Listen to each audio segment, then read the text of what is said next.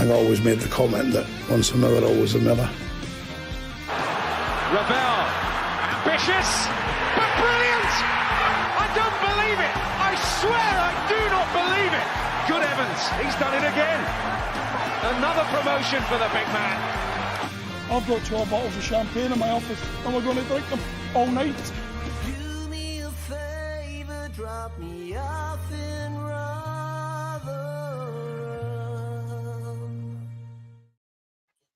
Hello, everybody. Welcome back to New York Talk. This is the Rotherham United podcast. Thank you all for being with us tonight. Earlier than normal. Just so we can get everything that we need to cover tonight, because we went early last week. Not early enough because we rushed through everything. So we've got even earlier to make sure we don't get pushed for time and cover everything from the enthralling 90 minutes at New York Stadium against Stevenage. Really, really exciting game from start to finish. We'll talk about all the highs and no lows, will there? Clearly no lows, all highs. So we'll cover all that in the next hour or so. Graham Lynn is with us in the comments, as is Richard. Richard calls it a scruffy win. Very negative, Richard. Very negative. Cheryl's with us, as is Paul Rhodes and Darren Cook as well. Mick is with us. How's Mick? Yeah, I'm all good, mate. You're just trying to nick my negativity crown with your opening there. That's not a border, mate. Don't know what you're talking about. And Tom's back. How are you doing, Tom? I'm very good, boys. I'm very good. How is everyone else? Good. 3 points a weekend. Perfect performance. What can you possibly complain about tonight? You can never complain for more than that. You are? You can never complain. If you get 3 points on a Saturday, anything that happens in your life after that, it don't matter. Exactly. We asked for comments and questions to start the show with tonight. I will come to Chris's comment from which came through from Discord, which will come through in a minute. But I will also remind people that in the international bit, we're going to do the mailbag episode. We've already got some questions that have come in for that. So if you want to send us a direct message on Twitter or email us at rufcpod@gmail.com with some great questions, some silly questions. We'll go through as many as we can in the time that we have in the international break. So Chris says, with the presidential elections coming up, how would you make Rotherham United great again? Which I like that question, Chris. He's suggesting that Rotherham United isn't great at the minute, which again is far too negative for my liking. But we will allow it on this occasion, Chris. When we're it depends on when Rotherham were great, I suppose, is your question. I love this club with all my football in heart, but great is never a word I've really associated with Rotherham United. But anyway, make any changes you'd make, go on. I mean, that's a tough question, isn't it?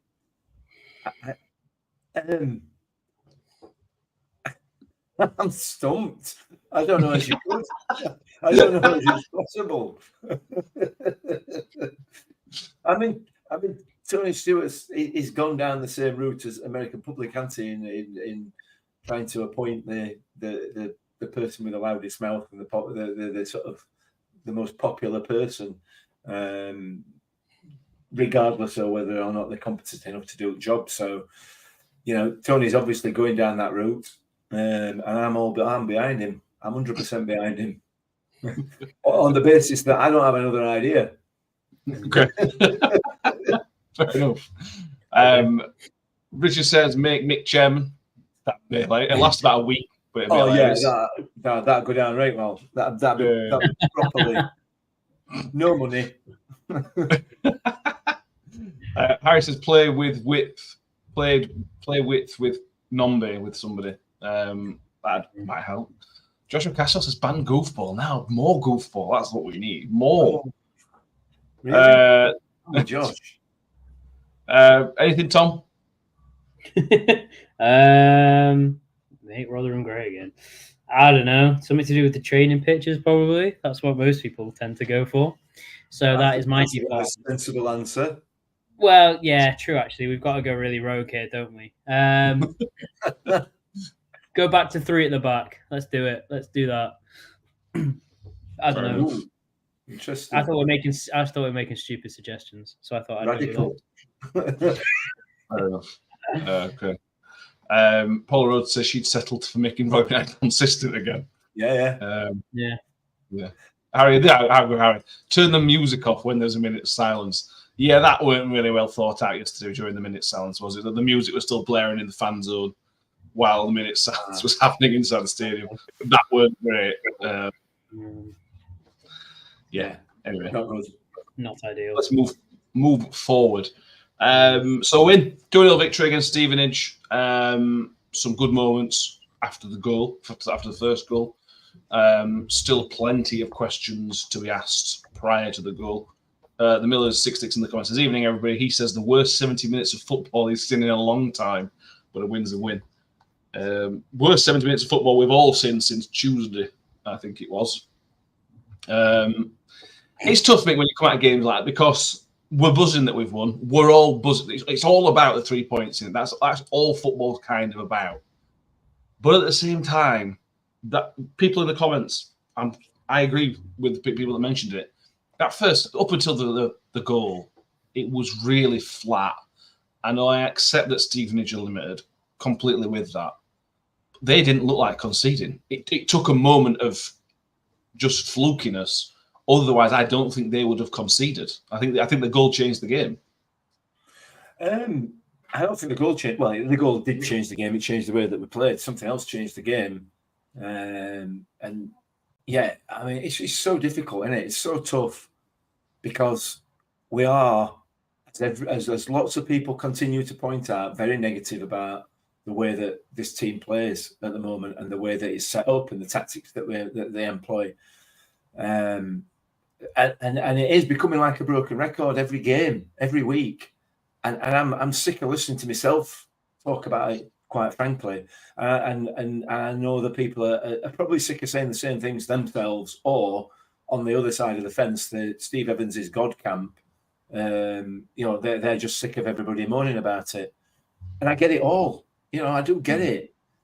But it was dross.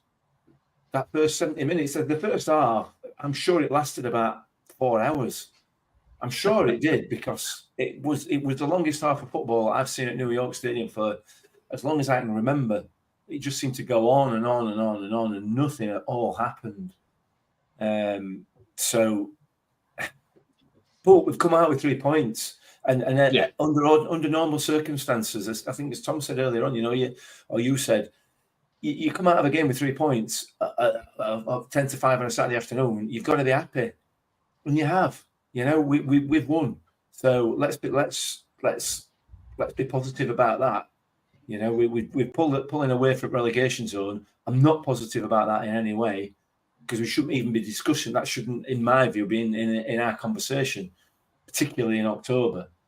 But it is, and that's how it is. So, yeah, look, it's a positive result, but like I said, that first half and first 10, 15 minutes of the second half they were mind-numbing. It was mind-numbing.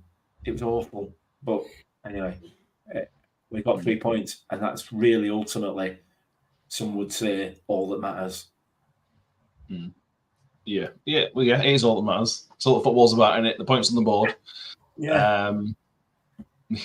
Paramount says he was playing on his phone, playing game on his phone for the first half. Paula was saying Tuesday was worse, she thinks, which I probably agree with, to be fair. Yeah. Tom, like Mick said, it was a really poor hour until the change in formation came, when we went to a 4-4-2 and gave not just width, but men in the wide area. It wasn't just two wide men. It was obviously the fullbacks were then allowed to attack a little bit more. Until then, it really, really was a grind and a real struggle. And I wonder, to put an opposite spin on this, do we just need to give Stevenage credit? Because they were so well organised. Again, they were limited going forward, but they were so solid in the middle, and they just stopped us doing anything. So should we not be giving Stevenage credit for saying, well done for kind of stifling us, and unlucky for the goal they conceded? Very unlucky. Yeah, of course. But yeah, definitely. But I mean, after the changes, when you look at the chances that we had after that, you could argue that it maybe them playing well, but you'd argue more us not playing as well, because as soon as we made the changes and we got the goal and the confidence started to build, we looked like a team that was really threatening. So I guess, and maybe you could blame that on fatigue on their half. And obviously they are well drilled, well coached, etc., etc. But again, they offered, I don't think, one real opportunity all game that I can really think of. And I think it was our best performance defensively of the season, in all honesty. I think that's a big positive takeaway out of this, is that defensively we didn't look like we were threatened at all. It was going to be nil. It was going to be Rotherham something nil, Stevenage nil, because it was just a case of we kept them out really well, and as much as they kept us out, they didn't have any chance either. So I think it was just more the fact that we were playing within ourselves, and when that first goal came, albeit very lucky, but you got to buy a ticket to win the raffle or whatever. So when that first goal did came and there was a little buffer, and the confidence started to show, it showed who the team was that was better, and that's all that really mattered. But yeah, I mean, I think we lose a lot of midfield battles this season, which luckily in this division isn't the be all and end all, but it's something that probably needs to get cracked down pretty soon. We definitely seem to lose the midfield battle most games this season, which isn't a positive, and I'm sure they're looking at. Yeah, it is a theme. Shelley says it wasn't good, however, play with wingers and look what happens, because Wilkes was far more productive on the wing. I would add on the left wing. I thought it was much more productive on the left wing when he went across when Holmes came on. Let's move on to the substitutions, Mick, because they obviously had an impact. We made two substitutions quite close together. A side point is I don't know why we made two subs so close together. If you make those two subs, you should do them at the same time, really. But again, I suppose, especially when you have a limitation on terms of how many substitutions you can make, they're just stoppages. But anyway, just being negative for negative sake, being negative, I suppose. But John Hugill comes onto the pitch, Mick, and then shortly after, Holmes comes onto the pitch as well. And this is another area, and I hate this, that Twitter and social media is completely split. Is Jordan Hugill the Lord and Saviour and is now now Superman because he came on, or is it just the fact that the change in shape when Jack Holmes came on, 4 minutes between the substitutions, or is it the Holmes thing that is the kind of big impact because for me the change of shape? Where do you see it? Straightforward as far as I'm concerned. I don't know what other people are saying. I've not been through social media at all, to be honest with you. I don't know what other people are saying. John Hugill's not been the saviour of the game. No, obviously not. That's in my view, that's madness. What's changed is we've gone away from hoofing the ball as far as we possibly can, trying to win the second ball off Hakeem Adoffin, to playing with some width. And as soon as we play with some width, we cause problems. We changed the formation. We went 4-4-2 on this occasion, and immediately they're in trouble. Why on earth we spent 70 minutes of this game, virtually all the game at Leyton Orient and virtually all the game against Wrexham, playing in the same way that we've played all season, straight through the middle with a long ball and hoping to pick up the second ball, which we very, very rarely do, is beyond me. Because each time we put some width on the pitch, we cause problems and we score goals. Every time we do it, every time we've done it this season, that's what's happened. It can't be rocket science, this, can it? And that's what changed the game for me. Yeah, Hugill played well. I mean, we could have had another one had he not been laying on floor, clutching his face for no reason, and the ref had to stop play. But let's put that to one side for the time being. He scored. It's a fluke, but it's a goal. He's made an attempt on goal and he's got a decent deflection out of it. It probably, arguably, would have been on target anyway, whether it had gone in, another matter. Yeah. But nevertheless, like Tom said, you've got to buy a ticket if you want to win lottery. So it's a fluke goal. That's so what? Doesn't matter. It's a goal. That's irrelevant. He's made something happen, which is what we want him to do, and we know that he can do it. So just do it.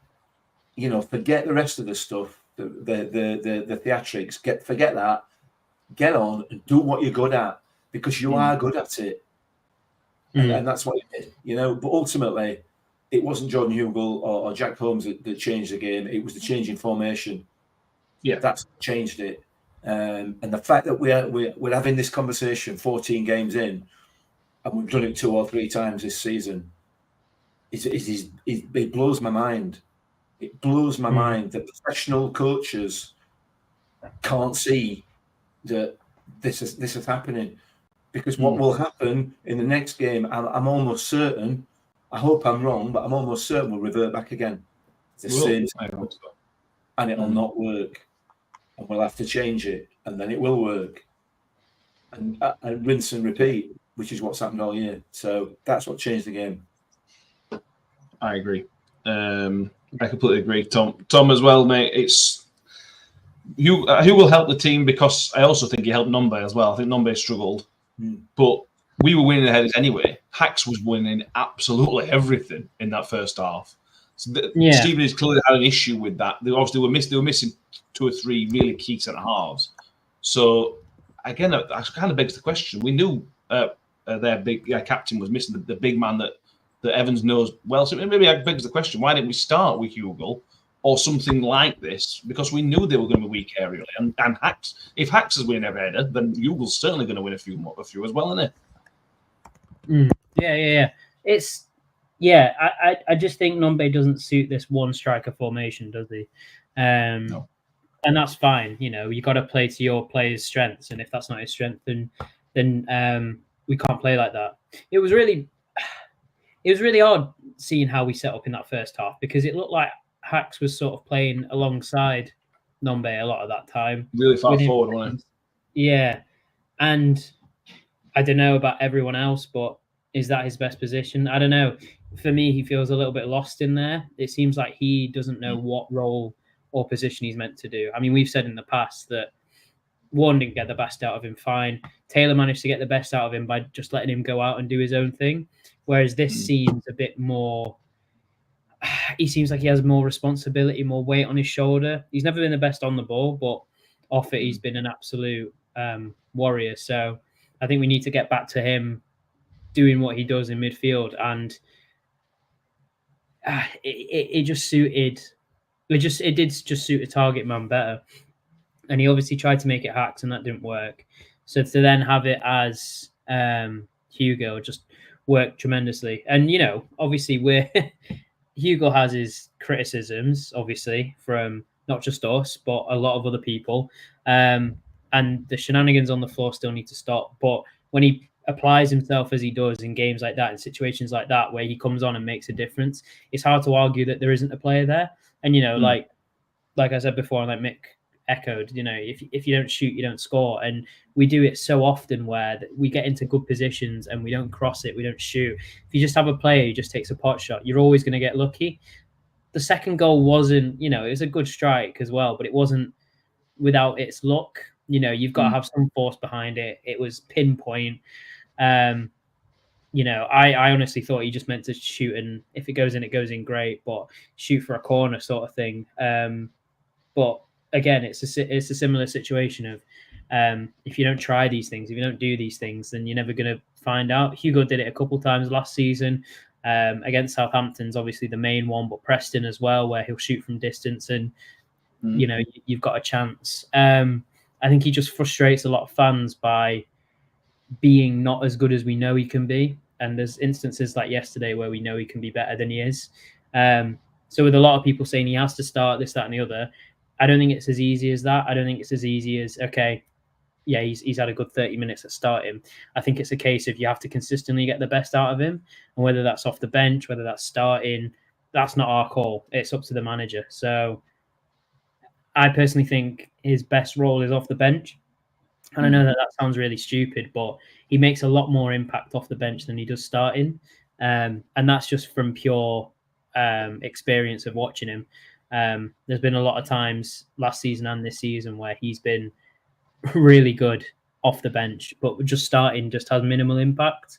And it's because he has that inner fight with the centre half, and it's just, yeah, it doesn't work for me. So yeah, I mean, if we keep going in this direction with 4-4-2, which I think could work, then yeah, absolutely, he needs to start. But if he wants to keep the same formation, I'd again make him a super sub because he just does it exceptionally well. So yeah, but all in all, give him his merits because he scored, he changed the game, he won us the game. Arguably, is an extra 3 points because of him. People may mention that Jack Holmes had a good game. I thought he was really positive, but I don't think he changed the game quite how Hugill did, because he was occupying their whole back line at points. So, it was a really good 30-minute performance from him. Yeah, I think the frustration with Hugill is that with his experience and his skill, he should be one of the most effective players in this division. He's got everything he needs, except pace, obviously.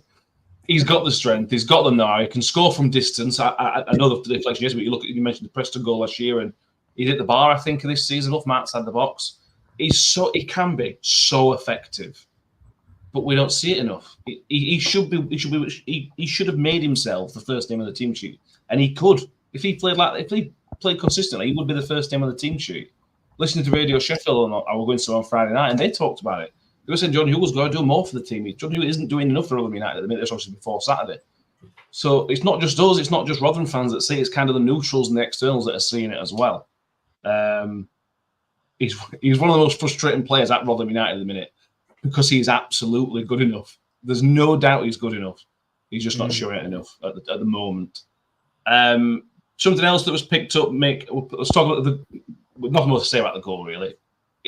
Like you both said, he had a go and he's got lucky. Well done. No, you can't. There's no criticism of that. The criticism did come from Ben on the instant reaction and a few others on social media. Did the fingers in the ear celebration. Do you care? Do you think it's silly? Does it matter? What?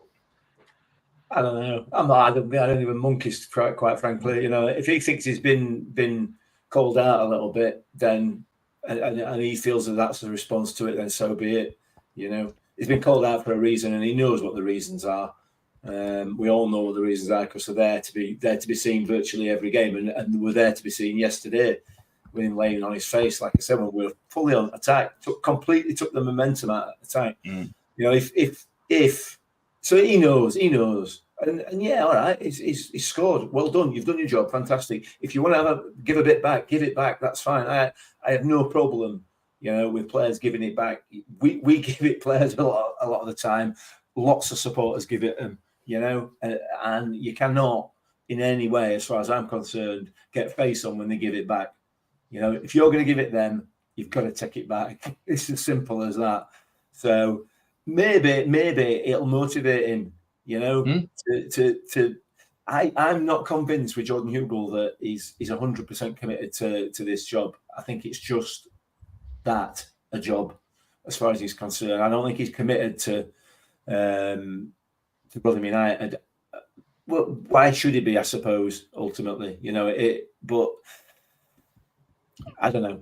But I don't bother me now. I don't care. Not interested. It's good. It's good laugh. And if I can weigh in on that, I think that's the best thing he could have done. And I know that sounds really weird, but I think the best version of Hugill is a Hugill that's going, in nicer terms, screw you. Yeah. And that's when you're going to get him best. And if he's annoyed that fans are giving him stick, and he comes out and performs how he can do when he's annoyed, clearly, then yeah, absolutely do it. I think the worst version of Hugill that you get is when he knows he's playing every week and he knows he's going to start and he can just do whatever he wants and whatever happens doesn't matter because he's going to get a start again next week. I think the best part of Hugill is that sort of nastiness to him and sort of the proving everyone wrong. So I'm quite happy that he reacted like that, because if he does that every time he scores this season, I hope I see it 10, 15 more times, because I don't care. Listen, if that's what it takes to wind him up, then I'm happy to give him some jip every week. No problem. You'll take one for the team, will you? Yeah, I'll take one for the team. Yeah, why not? I don't care. Yeah, that's all we need to do. Yeah. We'll do our footballer, but whatever it takes to motivate him, and it clearly has got under his skin a little bit. Fine, Yeah, I think I'm just going to check now. I'm pretty sure Jordan Hugill's now our top scorer in all competitions. He's got the 4 in the Bristol Street Motors now. I think that's his first in the league. Somebody can correct me if I'm wrong. I think it's Nombe and Clark Harris are top scorers in the league with 4 each. Yeah, that's right. So Clark Harris has 4 in the leagues, none in the cups. Nombe has 3 in the league, 1 in the cups, and Wilkes has 3 in the league, 0 in the cups. So yeah, that'll make Hugill 5 goals this season, which is top scorer. Excellent. Yeah, fair good. Play. Very. If he's scoring goals, we're happy. Very, very happy. And I hope he performs. Well, we've got a league break, which is not ideal now, but anyway, it is what it is. But yeah. Then after the goal, Tom, we'll talk about the Malik Wilk goal in a minute. But after the goal, it seemed to free something in the players. Now, whether it was Stevenage taking a hit and kind of being down for 10 minutes, or whether it was us really stepping up and having a bit of freedom, I don't know what. But that 10 minutes or so after the first goal was brilliant. It was nothing short of brilliant. I thought we were excellent in that spell. Yeah, and it came from wide areas. We won the ball back and we played it wide, and then the wide players would play it inside, all to the other side. It suited against their formation better as well, because I don't know what sort of formation they played, but they didn't seem to play with much wing action. So they were obviously winning the midfield battle. So if you just say, right, fine, you can have the centre, we'll have the wings, it worked a treat. And Wilkes on that left-hand side is just, when he's on it, he's the best winger in the league by far. And it's scary to think if he was constantly on it, how good he would be. Because he's got so much pace and power that you just don't expect. And with Bramall on an overlap as well, it gives him an extra option because there's no doubling up on him, which can really be, a lot of times this season when he's not played very well is because he's been doubled up on. And then it's a credit to say on the other side that Holmes came on and completely changed that side of the pitch as well. And all it is, and I'm not discrediting him in any way here, but all it is being direct and aggressive. And that's all he had to do, and he does it so well. Every time he comes on, he's direct. He gets the ball and he drives forward with it. His final ball is actually really good. Every time he sort of picks out a man or beats a man or something or other, and he manages to do something with the last ball. And that's to say, and then that frees up space in the box for Nombe and Hugill, who are both poachers. And you got Hacks crashing in as well. So that 4-4-2 suited us perfectly. Going forward, would I use it? I don't know. It's very open. It'll mean it's a very basketball-esque game. But in that last 20-30 minutes, if you're dominate, well, I won't say we were dominating a game, but we didn't look like we were going to concede. Moving to that formation, and again, credit where credit's due. Evans spotted it and changed it. Players have got to adapt to it, but the manager took the risk to do it, so credit again. But I just think we'll say it before and after every podcast. Not playing with wingers exposes so many weaknesses and doesn't allow players to get the best out of themselves. So when, again, you don't play with wingers, I was surprised at how, I know you said you thought Hugill had a good game, Mick, but I was surprised at how null he was that game. And not to say that he wasn't good, but I was expecting a lot more effectiveness from him. But again, it could be due to match sharpness. He's not played in 2 games, It's going to take a while to get back up to speed. But again, that first half, nobody really stood out. So there we go. But yeah, we should have scored first half with Hungbo crossing to Wilkes, who somehow blazed it over. And then from there, it just all came from wing play. And I don't know what it is about Wilkes, but when he plays on that right, he really doesn't stay out wide. He really drifts in to the point where he's basically playing as a second striker. And you've not got the legs of Rafferty to get round him. So you've got no real width on the right-hand side. But on the left, he managed to stay out wide, which was really bizarre. And when he did drift inside, he had the pace of Bramall on the outside. So I don't know. I might maybe change them around next game. I'd probably start with the same team to keep consistency and continuity, but switch Bramall and Wilkes around and see how that works. but I wouldn't be opposed to bringing to starting Hugill in there, or swapping or starting Holmes. The only reason I say stick with the same 11 is due to continuity, but again, I'm not the manager, so yeah. Well, it's cuping it next week, so I wouldn't. I suspect there'll be some changes for the Cheltenham game. Let's wait and see. Nick's saying that Stevenage doubled up on Hungbo. They did it. I did it at Wilkes as well. They doubled up on Hungbo as well. They clearly had. That was clearly a plan. But to criticise Rotherham again is if they're doubling up on your wingers, that's fine. That means there's space somewhere else. So you've then got to find that space because they're doubling up that. But yeah, let's stop being negative. Come on, guys. The goal they'll make Alec Wilkes, third league goal of the season. It does. Steven said, "Doesn't score tap-ins." This guy. Are you happy with it? We're just praising Malik Wilkes, or we're just questioning the keeper a little bit, or is this just Malik Wilkes just unstoppable hit? Well, the whole build-up to it was excellent. I thought, when you look at it, it started from Sam Nombe winning the ball back, knocking it back into midfield, and then spinning in. The ball goes out to Holmes, who puts a lovely little cross in after taking a player on, and how that's not gone in. The goalkeeper's just managed to get a foot to it and knock it onto crossbar, hasn't he?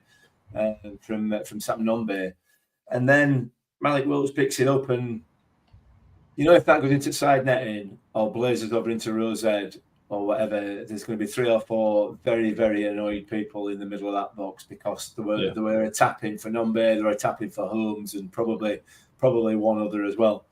But he didn't, and he absolutely rifled it into top corner. It's unstoppable as far as goalkeeper's concerned, I would argue. Goalkeeper's positioning were great. He's on his post, but there's no way he's stopping that. So yeah, it's an excellent goal. It's an excellent goal, but there's no margin for error. Yeah, it was exactly where it needed to be. Yeah. Exactly. Like the Wrexham one last week where he hit side netting, wasn't it? It was just this one paid off. This one worked. Josh Caswell Wilkes goal reminded him of Fosu against West Brom a couple of years ago, which is a good shout, very similar. What the best part about Fosu's goal is that he didn't realise he'd scored. No, I know. That was the best part about that goal. Well, the best part was that Fosu toe pegged it, and it still went in. There was no control from Fosu. At least Wilkes had an idea about what he was actually doing. Harry says Mike Wilkes got 3 goals in 14 games for us. He got 3 and 43 for Sheffield Wednesday. Yeah, some people find a home, don't they? Where football's actually played.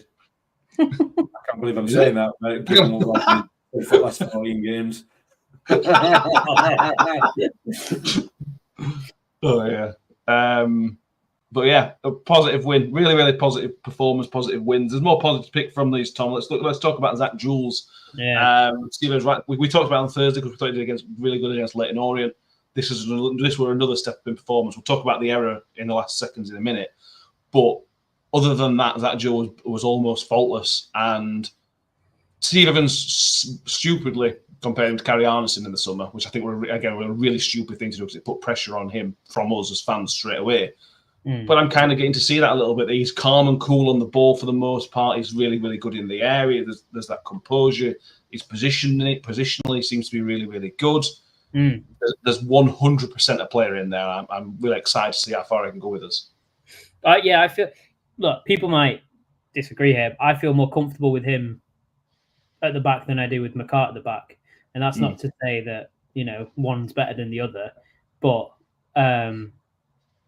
Jules is just, for a defender, and I think I said it on Thursday as well, for a League One defender, he's the whole package. He's quick, strong, tall.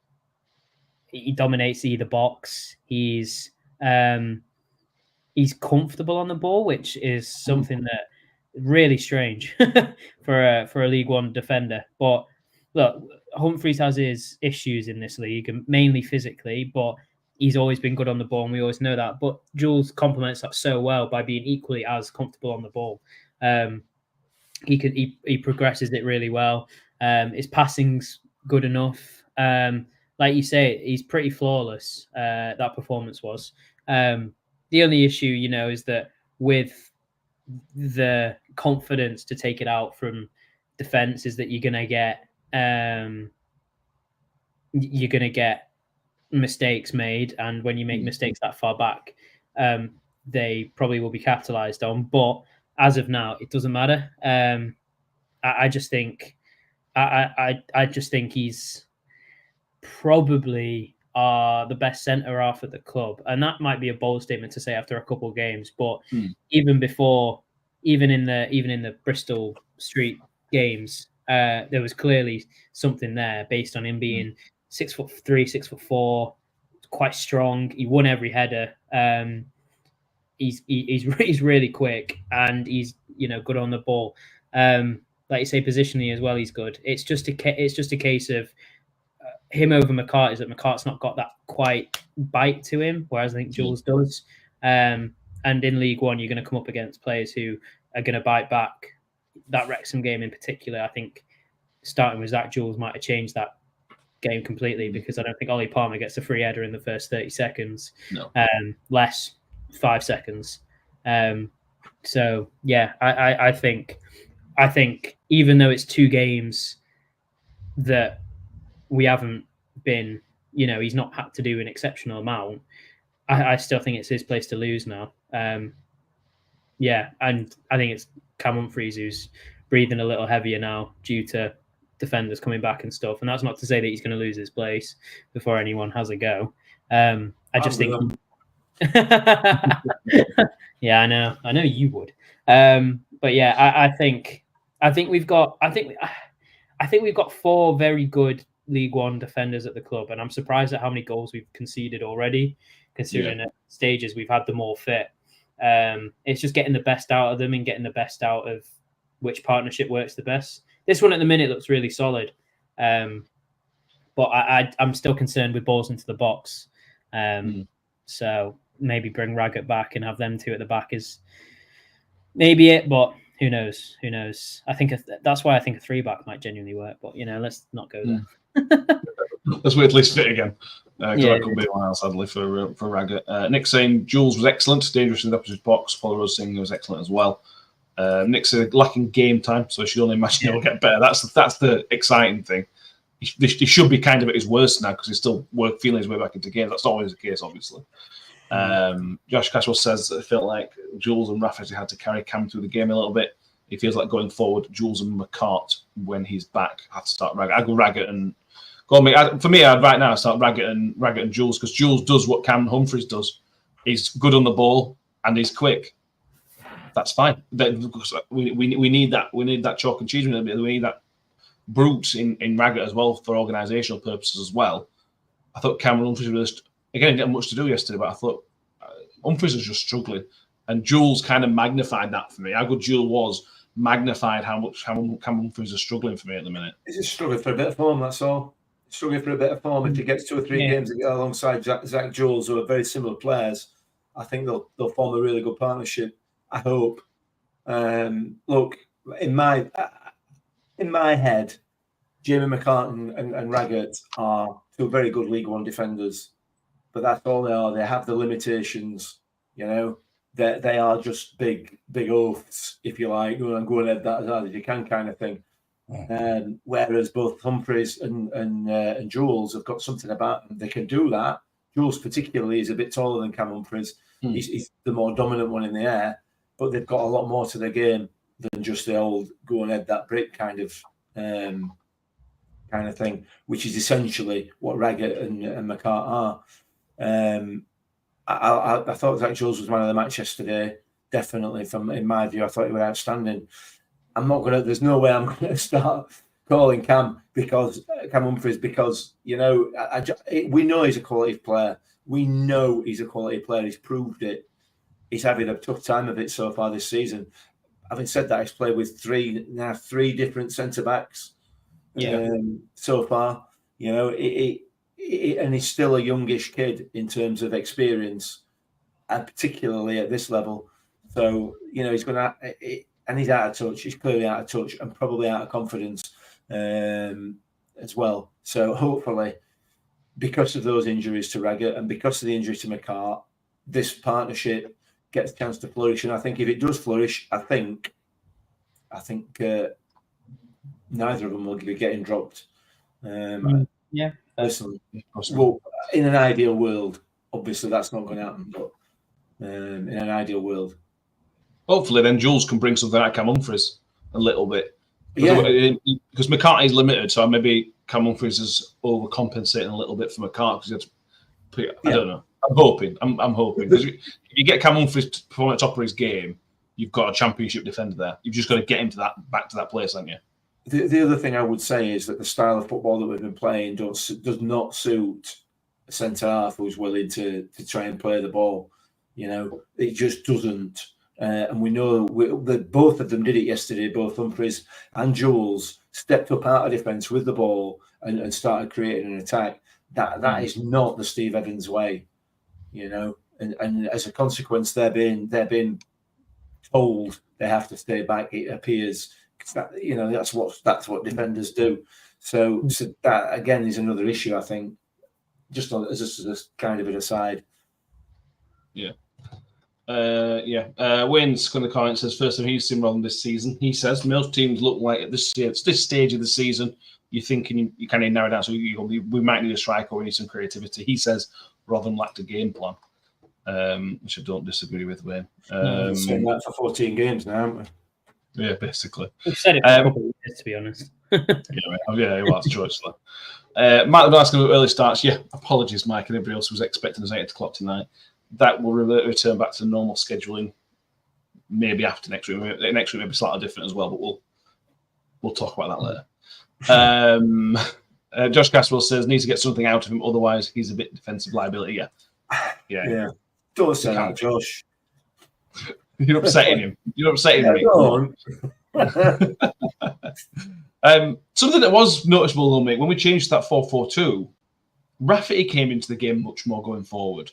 It was 2 or 3 times post the change in formation that Rafferty, I'd never seen him so far forward this season, and maybe that's why we think that Rafferty's been struggling a little bit, because again the formation hasn't been suiting him, which again it seems weird if you bring a player in if that's how he kind of wants to play. But not only did the formation change help all those other things, it helped Bramwell as well. I thought Bramwell were better after the change as well. Yeah, I agreed. And I know there's some people calling Bramwell, but he has his limitations. He does. There's no doubt about it. However, if you can play, if the formation is right for him and he's got somebody ahead of him who we can overlap, he can be a really dangerous player. And the balls that he put into the box yesterday were only a couple because he was playing at the back, but there were fantastic crosses, really dangerous crosses, which has been a problem for right up until this season. So whatever Evans and Rayner are doing with him in training, certainly his final delivery is something they've been working on, because that has improved. I accept that he is limited in his use. However, that pace gets him out of a lot of trouble. But I like him. I like him more than I like Reece James. I think Reece James has been difficult. He's had a few difficult games recently. I think he's been caught out quite a few times at Peterborough, particularly caught out of position. But that may well be for the same reason that Rafferty's been caught out of position a few times. Because of the formation that we're playing. It suggests that the players are still not fully on board with it. Have still not fully worked out what they're being asked to do. But when you go back to what a traditional formation, if you like, if that's what you can call it, as a 4-4-2, they're all over it. They're absolutely all over it. So, what did you ask me? Rafferty. Oh, Rafferty were good. Yeah, Rafferty were all right. Yeah, did I mention him? Yeah. Anyway, there you go. I still think we've not got the best out of him. No, I agree. And that's because I don't think his style of play is like Bramwell's and bursting on the overlap, and whipping balls, and he's a very solid right back. And if you have a 4-4-2 would be perfect for him, just because it allows you can allow that winger a bit more freedom, that midfielder to come in and help him for whatever, and you know that you're very solid at right back. And he seems like a leader as well, which I think is invaluable in this squad because there's not too many of them for me. In that 11 that started, he was the only one really that struck me as a bit of a leader. I know Hacks was captain and stuff, but he's always led by example sort of player rather than vocal. So I think that's extremely valuable in this team as well. Yeah. On Coimbra, all I'm going to say negatively about him is that somebody needs to tell him to stop taking free kicks. You're not going to score him. Mate, I'm really sorry. I know you really want to. One of these days, it's not going to happen, is it? That one yesterday was the best free kick he's ever taken for us, and it was still 3 or 4 yards wide. Yeah. But when he stepped up to take it, though, it was one of those that it was like, right, well, if he doesn't take it, who does? Because if he doesn't take it, who? What? Yeah. Yeah, and hit the wall. No thanks. I think unless you're a Premier League level player, elite player, or apparently Lewis Wing, you're not banging it in from 30 yards, top corner. You know, it hardly happens. So why not let him hit one? Why not? You know, he rolled it off to Powell for another one. Someone said there, let Wilkes hit one. Yeah, why not? I understand the whole, like, he's not going to score. I do find it stupid that he's trying to do that whole Ronaldo, let it, like, swerve and go back to our net before it hits theirs sort of thing. But it just doesn't... Let him do it. I'm with Mick. Let him do it. Okay. Fair enough. I think it's stupid. Anyway. Yeah, Josh Castle saying he thinks about it crazy, but Camp could be a good central defensive midfield. I think that's not a bad shout. Let's talk about the Tiehi thing because Harry says some might say different, but why does he persist on Tiehi doesn't do anything? I feel sorry for Tiehi because we don't play through the midfield, and whenever I'm watching the game, Tiehi is almost always asking for that ball from defenders. Almost always, he's constantly moving between their kind of attacker or their 10 to try to find that space to get the ball. Now the problem with Tiehi is that he doesn't turn great with the ball, so when he does receive it, he's not brilliant. But we're not using him, Tom, and I see what people are saying, and to agree, to an extent, I agree. But I don't think it's necessarily all his fault. I don't think again another one. I don't think we're playing to his strengths. No, and this is. I understand completely why people think he doesn't do much, and it's perfectly understandable because when we play for 90 minutes, he'll maybe receive the ball, one touch, pass it, and he won't get it forward, and he won't be in that final third pulling the strings and stuff. And most people think, yeah, probably he's not doing much, but the work that he does. If you were to just watch him for the whole game, I reckon he does so much more than you could possibly imagine. But he doesn't stop moving for most of it. Yeah, and it's not just work rate off the ball. It's when we're on the ball. Like you say, he's always in pockets to pick up the ball, and that's not always picked up because we always go long. And that's why people think he's probably ineffective, and that's fine. It doesn't make him a bad player. It just means that it doesn't work in this system. He's a bit slow, both on and off the ball, which can be detrimental. But Kelly's not much faster. So comparing them two is really tough because I don't think there's much difference. I think the only difference with Kelly is that he's old enough to try stuff. He's old enough to be a bit of a leader. And I think that's what probably stands him out and probably why he should start over Tiehi. But other than that, I mean, Tiehi gets it and gives it. And I mean, if anyone wants to disagree with me on this, then absolutely feel free. But when he has the ball, I never think he's going to give it away. Sometimes he does, absolutely. But there's there's a trust there that even if it's in a tight spot or this, that, and the other, he'll keep the ball somehow. Which, again, forgive me if I'm wrong, but a lot of other players in that squad, I don't have the same trust behind. Powell's one of the maybe other ones that I do. But for certain, Hacks doesn't have that same thing. When he gets the ball, I often think that it's a pass that can go astray, or he'll get, dribble into someone, etc., etc. He's one of those players that will play every game, not do much, but when he doesn't play, you'll be like, why were we so off it in midfield today? I think a lot of what he does makes everyone else around him better without really making himself better. Personally, I think he's a really good player, but again, I completely see why people are frustrated with him, because we often don't play with midfielders, so he's never on the ball. And when he is, he's passing it backwards. People are frustrated. Why is he not turning? Why is he not getting it forward, etc.? He can be slow to press a player. He can be weak in a challenge. But that's the same with a lot of League One midfielders.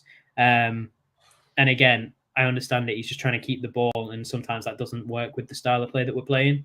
So, yeah, I'd understand completely if he's dropped and why people want him dropped, but that doesn't make him a bad player, and it doesn't make him a bad asset to the club. Just perhaps not playing to his personal strengths. I think it's quite clear for me he's not a Steve Evans type player either. If Steve Evans was anywhere, I don't think he would have ever signed somebody like Tiehi ever. No.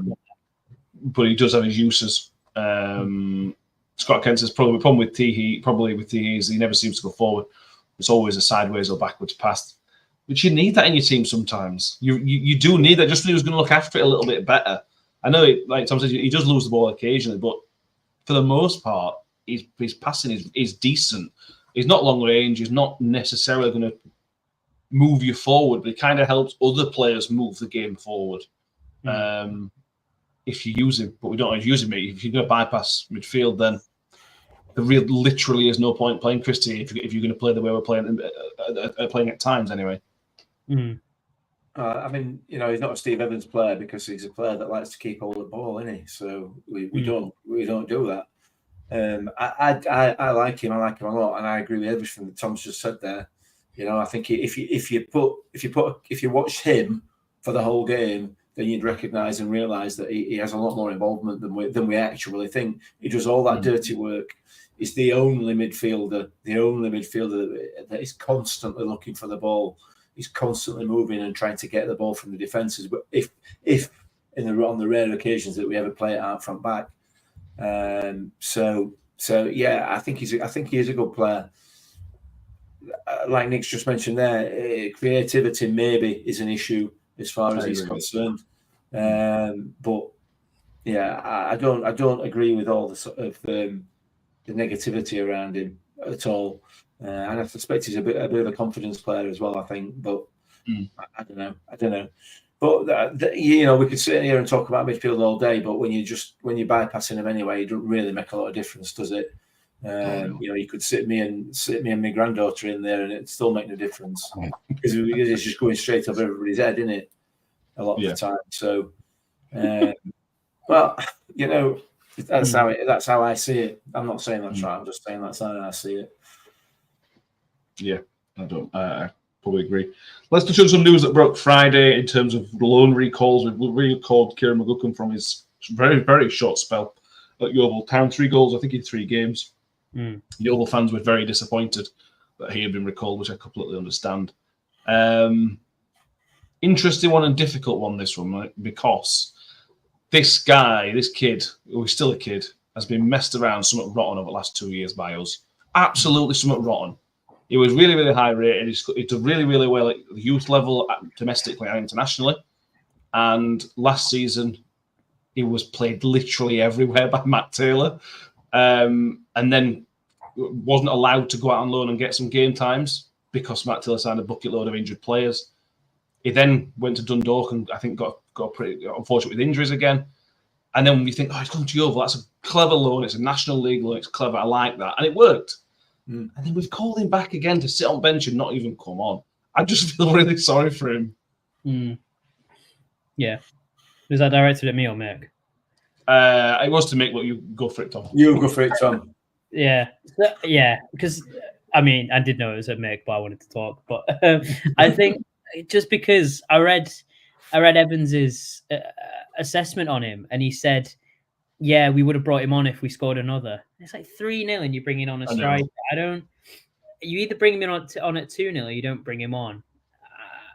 And it's, 3 goals in 6 games for Yeovil in National League. It's really good going. And it's a sign of a player with confidence who can finish. Yeovil fans were talking to him like he was the next biggest thing, like we were a couple of years ago.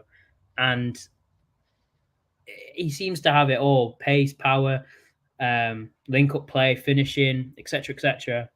But he's not going to get in. He said that he was recalled because we're light on numbers up front. That's completely fine if the numbers were long-term. Clark Harris is back post-international break, I could have sworn. 2 games, basically. Yeah, and a song is out for 2 weeks. So you've got 5 strikers on the bench then. And, well, you've got 5 strikers in the squad, sorry, I should say. So all he's doing is bringing him back for 2 games, 3 games, before he's probably going to be sent out back to Yeovil, of all places, I reckon. Because there's no use in being here, sat on the bench, doing nothing. At least in National League, even if he wasn't scoring, he was getting experience, he was getting minutes, sharpness. He would have come back a big confidence player. Even if we wanted to recall him in January, that would have been a smart option. But to recall him now is ludicrous. And I think what really bugs me about it is the Evans quote of that he would have come on if we were losing 1-0 or winning 3-0. There was no in between, and it's, to me, it makes no sense, because, and again, no discredit, but he's not different to any strikers that we do have. He's not 6'10" and able to be a proper big hold-up player. He's not absolutely lightning quick and is going to press for days, because we already have that in Nombe. It doesn't make a lot of sense to me. And a player who's scoring in every other game in National League is not a player that you want to pick up and drop back onto the bench of another team, however high it may be, because he's not going to get game time here, and that's a fact, unless Hugill or Nombe get injured in the next 2 games. He's not going to play. So yeah, I feel for him, really.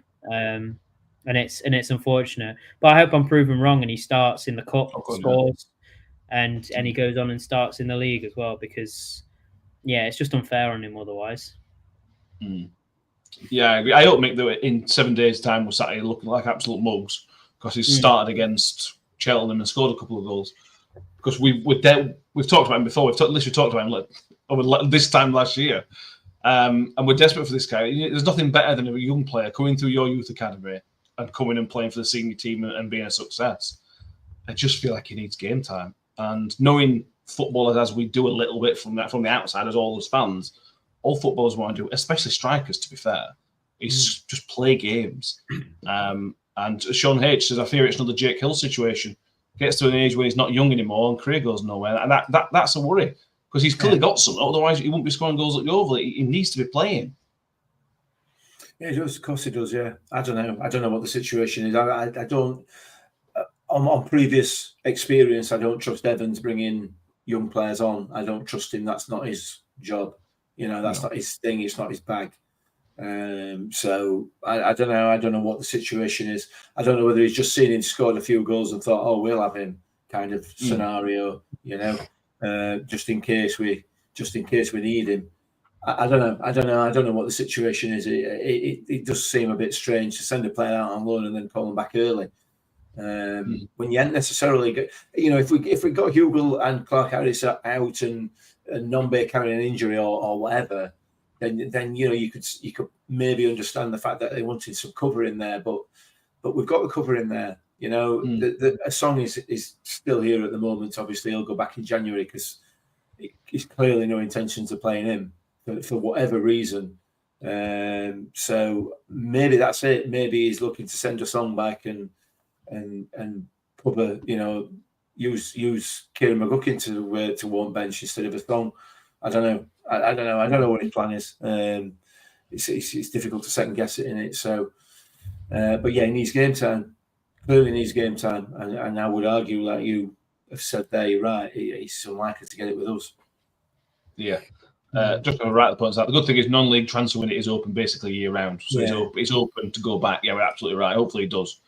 Why would you do that? Why would you bring him back and then send him back and bring him back and it makes no sense. But anyway, no, there's quite a few. But like I said, hopefully he picks up a couple of goals against Cheltenham, and then if that happens, Steve Evans will play him. To be fair to Steve Evans, if somebody comes on and performs, I think he'll give him more of a chance.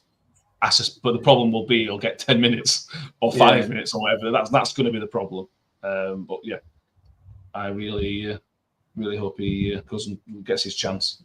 Caleb is a difficult one to guess. Evans already given his thinking. I just don't necessarily agree with it. But that's fine. That's football. He's in charge. No matter what we think, does it? Did we all laugh at Stevenage fans spending 90 minutes singing about Steve Evans in a negative way, and then as soon as the full-time whistle goes, cheering for Steve Evans? I thought that were just football fans all over. I really enjoyed that. Yeah, it's about right, that, isn't it? Yeah. That's about right. Make your mind up.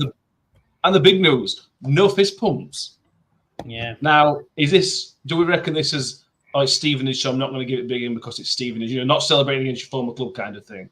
Or is this just a new Steve Evans? What do we think? Have we had an influence? No, I doubt that. I hope and pray. I hope and pray that that's the end of the fist pumps, but it won't be, will it? We'll see him again, I'm sure. Sadly, we can hope. Maybe he's waiting for a T-shirt cannon to come in, just so he can again take on board what we said. Yeah, absolutely. T-shirt cannons. I'm all for that. There'll be some health and safety issue, won't there? Yeah. But yeah, I mean, no. Anyway, yeah, carry on. Carry on. Yeah. I think is there anything else we need to mention?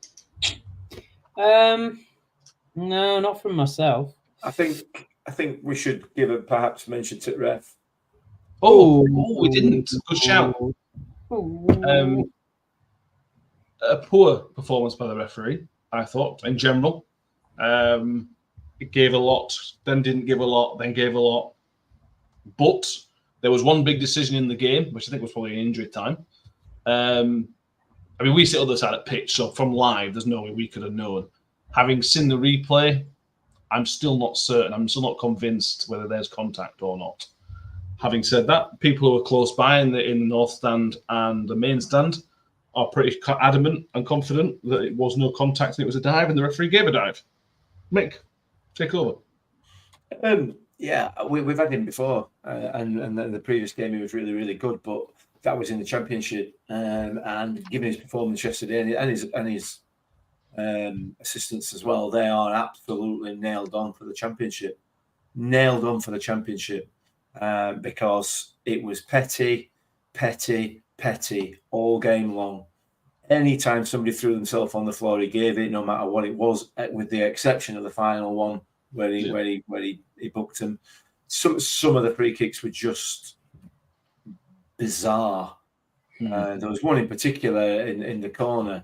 The linesman gave it, and I'm sorry, I have no idea, absolutely no idea how it could have gone to Stevenage. But it was bad for both sides. It was so tedious, but it was just Championship refereeing all over. The slightest bit of contact, and I'm going to give a foul. It's a horrible game. It turns it into a horrible game. So I thought it was really poor, unfortunately. And I said, before the game after his performance against Cardiff, and I'm sure we have had him another time as well, and he's been really, really good. But that was absolutely top tier Championship refereeing. Yes, it was. That foul about the give back liner was one of the strangest fouls I've ever seen. I can't remember what it was. I think with Joe Powell was protecting the ball, and he got given a foul against because he was protecting the ball. He didn't. I believe he was touching the block. It was crazy. But yeah, go on, Tom. Anything on? Oh no, I just love that Mick called him a top tier Championship referee as an insult, and I actually just found it compliment. I think that's pure. That's just everything that's wrong with modern football.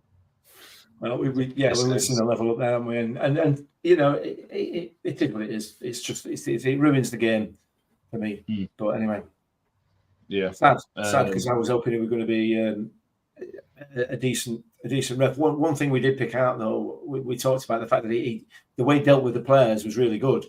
He clearly got the respect of the players, and he clearly got control of the players. So from that side of it, I thought he had that side of his performance was really good.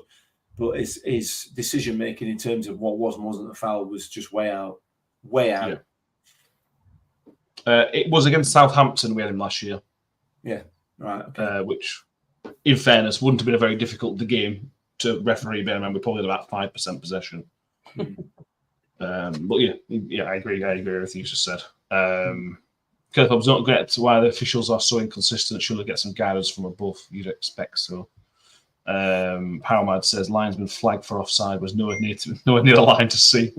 Harry said even if it was a penalty, it wouldn't have mattered because we've got Cam Dawson, who is excellent at saving them. Yeah, which is probably right.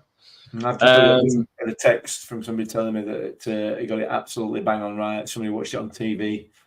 That he got it absolutely bang on right. So there you go. I said somebody, it's my wife. Fair enough. Rich Bishop, I can't wait for a game where we have nothing to complain about. Yeah, well, this is episode 438, and I don't think we've had one yet. Oh, we must have. Of course we have. Have we? I've no idea. No, you've had whether it's a rubbish performance, a miss. You've had me on for most of them, and I complain about just about everything, don't I? So correct. That's not going to happen. You're right. Yeah. Apollo Rhodes says, can we give a shout out to the supporters club who've now got a defibrillator for the away trips thanks to two charities, not the club. And we'll present it at halftime. Yes, so at halftime that's a good bit of kit and a necessary bit of kit that hopefully they'll never need to use. But if they do need to use it, it's fantastic news that they've got it because we all know how important those things can be. I think we've ticked everything off. I'll be honest with you, I'm quite impressed we've got an hour and 6 out of this because up until 70 minutes, naff all happened. Yeah. But there we go. Anything else we need to mention? We just, I think, was it Scott asking who we think is going to win in Mexico tonight? I mean, it's clear what's going to happen, don't we? Obviously. Long run down to the first corner, Verstappen takes everybody else out and just drives off into distance. That basically is what's going to happen. Yeah. You heard it here first. Fair enough. We will be back on Thursday to preview the FA Cup. I don't care about anybody else. I love the FA Cup. Even if it's first round against Cheltenham, there's still something about it. There's still something about the competition itself. So we'll back on Thursday to get all excited about the FA Cup returning in the first round. Our first round record is not that bad. It's not as bad as the third round. So we've got a chance of winning this one and making some progress, he says. Then we may or may not do a scout report for Cheltenham. I'm not sure. I haven't decided yet what's going to happen with that. We'll work out something and we'll try and do an instant reaction for Saturday evening, but Mick's not there. And we need a third because me and Ben on our own can't really do it. You say that, as you're very well aware, I am banned from North Wales. So, I might not get a good order. Good point. Well made. Keep an eye on the socials and everything else. We'll tweet and post stuff whenever we can. Make sure you have subscribed if you haven't done so already. Make sure you subscribe on YouTube. If you are listening on iTunes or Spotify, make sure you listen through there.